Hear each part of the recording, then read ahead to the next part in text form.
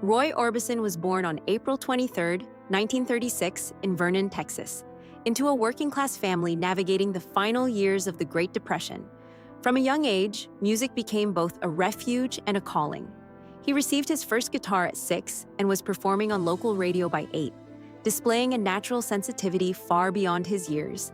Encouraged by his parents, Roy absorbed influences from country, gospel, blues, and classic pop singers, quietly shaping a sound that would later defy easy classification.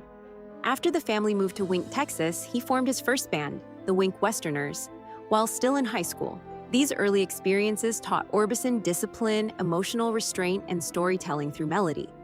Even then, he gravitated towards songs of longing rather than rebellion. His childhood did not predict superstardom, but it did lay the foundation for a voice that carried emotional weight, sincerity, and a rare vulnerability that would later distinguish him from every other singer of his generation. Finding his sound in a changing music world, Orbison's professional journey began in the late 1950s, when he signed with Sun Records in Memphis, joining the same creative orbit that launched Elvis Presley and Johnny Cash. Though his early rockabilly recordings found only modest success, they sharpened his understanding of songwriting and studio craft. Everything changed when he moved to Monument Records and began working with producer Fred Foster. Together, they rejected standard pop formulas and embraced emotional intensity, dramatic arrangements, and Orbison's extraordinary vocal range. In 1960, Only the Lonely introduced a new kind of male vulnerability to popular music. Instead of swagger, Orbison offered sorrow, restraint, and aching honesty.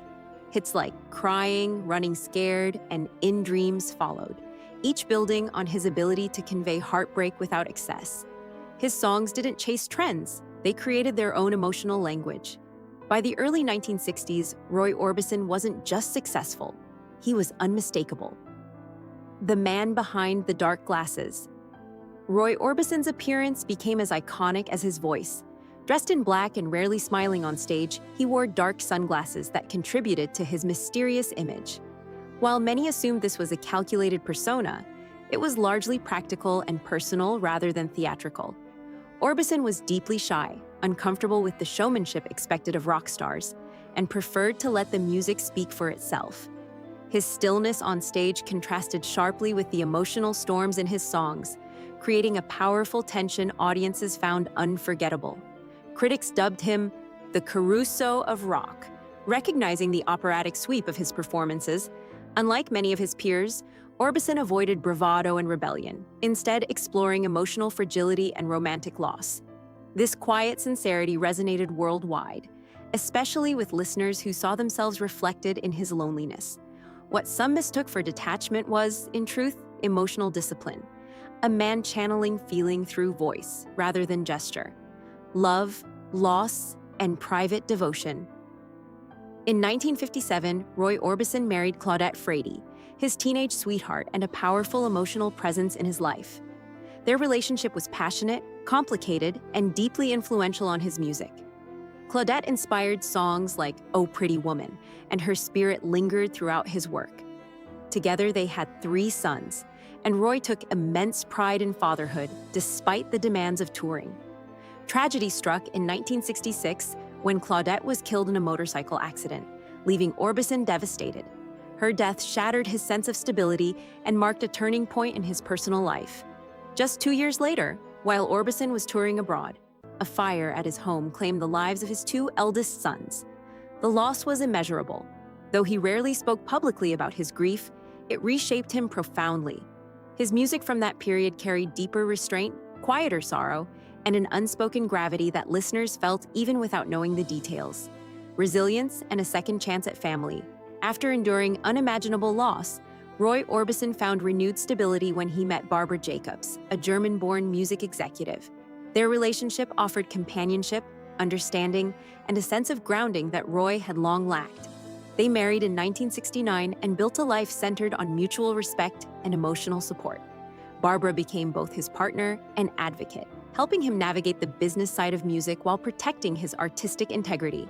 Together, they had 2 sons, Roy Orbison Jr. and Alex Orbison, and family life once again became a source of quiet strength. While the pain of earlier losses never disappeared, Orbison learned to live alongside it rather than be defined by it. Barbara's presence allowed him to re-engage creatively without abandoning his emotional truth. This period of his life was not about erasing grief, but about balance, honoring the past while continuing forward, both as an artist and as a man. A career revival and renewed recognition.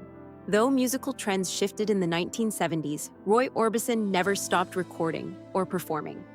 By the 1980s, a new generation of artists openly cited him as a major influence, sparking a long overdue reassessment of his legacy. In 1987, he was inducted into both the Rock and Roll Hall of Fame and the Songwriters Hall of Fame, with Bruce Springsteen praising his voice as one that defined heartbreak itself. Around the same time, Orbison experienced commercial and critical renewal through collaborations and fresh recordings. His involvement with contemporary artists reintroduced him to global audiences who discovered that emotional authenticity never goes out of style. Rather than reinventing himself, Orbison simply returned to the spotlight as he always was: sincere, restrained, and emotionally fearless. The recognition felt less like a comeback and more like a correction, restoring his place among the most important voices in American music. The Traveling Wilburys and Creative Brotherhood. One of the most joyful chapters of Roy Orbison's later years came with the formation of the Traveling Wilburys, a supergroup that included George Harrison, Bob Dylan, Tom Petty, and Jeff Lynne. What began as an informal recording session quickly became a genuine creative partnership built on mutual respect and camaraderie. Orbison, performing under the playful alias Lefty Wilbury, contributed warmth, vocal depth, and emotional balance to the group's sound. Their 1988 album, Traveling Wilburys Volume 1, was both a critical and commercial success, introducing Orbison to yet another audience. Tracks like Handle with Care highlighted his unmistakable voice, reminding listeners why it carried such emotional power. For Orbison, the Wilburys were more than a project. They were a rare experience of musical brotherhood, free from ego and expectation, rooted purely in shared love for songwriting. Final works and enduring legacy. In 1988, Roy Orbison released Mystery Girl, an album that felt both timeless and contemporary. Songs like You Got It demonstrated that his voice had lost none of its emotional clarity or strength. Tragically, later that year, Orbison passed away unexpectedly at the age of 52. The world mourned the loss of an artist who had given so much of himself through music. In the years following his death, his influence only deepened. Posthumous releases and tributes revealed the lasting relevance of his work. A 2014 deluxe edition of Mystery Girl included The Way Is Love, completed with the involvement of his sons, bridging generations through sound.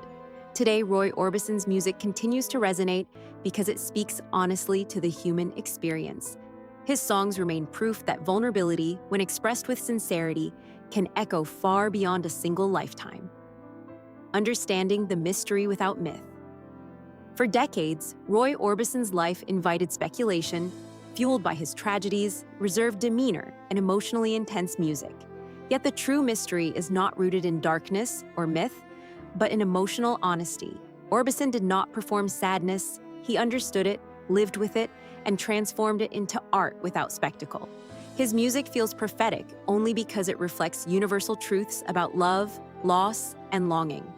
Rather than romanticizing suffering, Orbison demonstrated resilience through restraint, choosing expression over explanation. His legacy is not one of despair, but of endurance. A man who carried grief quietly and gave beauty in return. The dark glasses, the stillness, the soaring voice, these were not symbols of mystery, but of focus. Roy Orbison didn't hide from the world. He met it through song. And in doing so, he left behind a body of work that continues to speak for those who struggle to find the words themselves.